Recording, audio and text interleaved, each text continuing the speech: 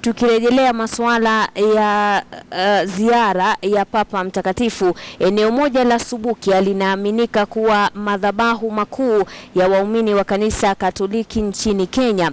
Inaaminika miongoni mwa Wakatoliki kwamba kufika kwenye madhabahu ya Subukia kunatoa nafasi ya muumini kutubu dhambi na kuondoka akiwa kiumbe kipya. Agnes Penda alifunga safari kujionea moja kwa moja yanayoendelea kwenye madhabahu hayo.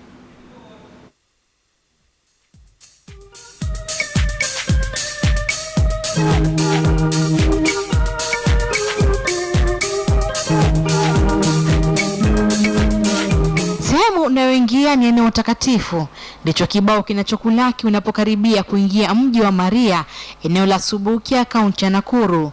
Kitambulisho kingine ni ukimya katika eneo hili ambalo ndilo madhabahu makuu ya kanisa Katoliki nchini Kenya. Kimya kinachokatizwa mara kwa mara kwa sauti za nyimbo na sala.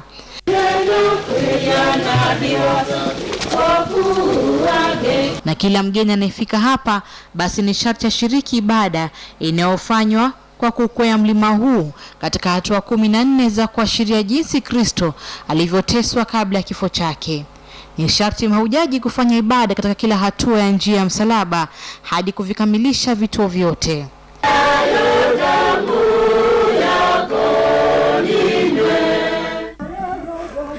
Ni mlima wa kilomita nyingi na unaochosha, lakini kwa wenye imani basi ndio njia ambayo inawasaidia katika kuomba wakati huu. Kileleni ni misa katika kanisa, wanasema maana zaidi ni kushiriki sakramenti. Ni baada ya misa ndipo tunapogundua umuhimu wa vidimbwi vya maji nje ya kanisa, hasa kutokana na jinsi mahujaji wanavyochangamkia maji haya, kuyaoga na hata kuyachota kwenye mitungi na chupa. Ni chemichemi ya maji matakatifu yaliyogunduliwa hapa mwaka 1990, na tangu hapo kanisa likaamua kujengea makao na kuiweka sanamu ya Maria mama wa Yesu. Ni eneo ambalo pia mahujaji huacha rozari zao kwenye chemichemi hii. Wanasema wanamwachia mama Maria awaombee.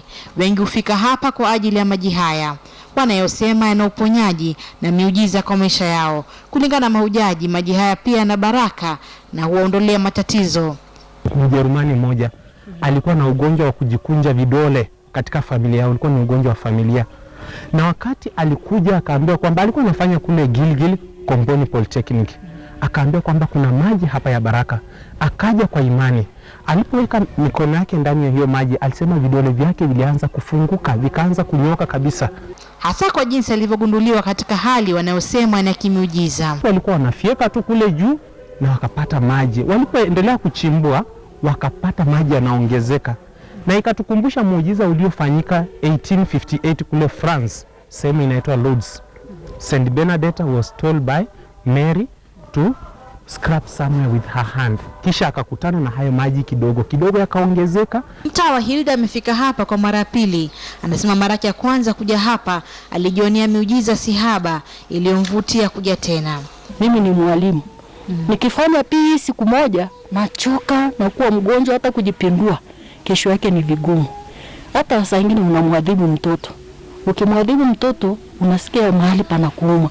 Lakini nilishangaa hiyo siku nilifanya njia ya msalaba all the way mpaka hapa, na nikarudi na mzigo wangu wa maji, nikaenda nyumbani.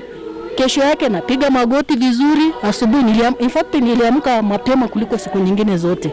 Madhabahu ya Subukia ndio makuu ya kanisa Katoliki nchini Kenya. Ni eneo la ekari 300 lilonunuliwa na kanisa ili kufanywa kuwa eneo kuu la ibada. It's almost 400 acres.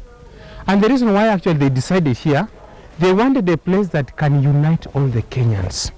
Kando na bubujiko la maji, ni kanisa lilojengwa miaka ya nyuma, na kanisa jipya ambalo mahujaji watakuwa wakifanyia misa pia linajengwa. Kanisa Katoliki nchini na madhabahu mengine yaliyolindwa kwa ajili ya ziara za waumini. Tukifika nyumbani, kama ulikuwa mgonjwa, kama ulikuwa na matatizo fulani hasa ya kinyumbani, kifamilia, unakuta ukiomba hapa ya ukifika nyumbani umekuta zimeisha. Mfano ni madhabahu ya Lodwar ambayo yanawakilishwa na msalaba huu.